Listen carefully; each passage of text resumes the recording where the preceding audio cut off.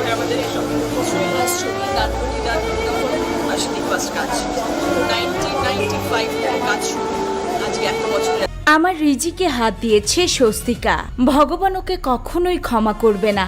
এভাবে কথাগুলো বলতে বলতে হাউমাউ করে কান্নায় ভেঙে পড়লেন জনপ্রিয় অভিনেত্রী রচনা ব্যানার্জি। মানুষ আমাকে দেখে সম্মান করবে, আমাকে বাঁচানোর চেষ্টা করবে। হ্যাঁ ভিউয়ার্স, গত 1.5 দশক ধরে পশ্চিমবঙ্গের টিভি পর্দায় দিদি হয়ে লাখো দর্শকের হৃদয় জয় করে রেখেছিলেন জনপ্রিয় অভিনেত্রী রচনা ব্যানার্জি।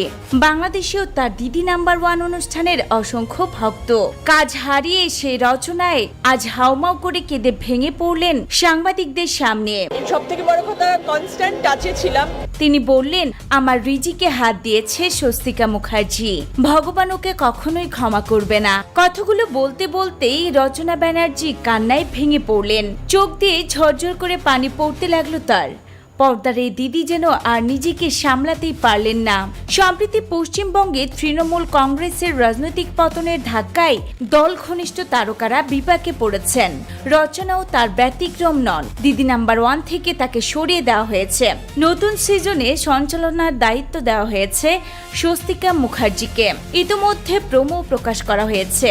সেখানে দেখা যাচ্ছে শুধু সঞ্চালক বদল নয়, অনুষ্ঠানের ফরম্যাটেও বড় পরিবর্তন আনা হয়েছে।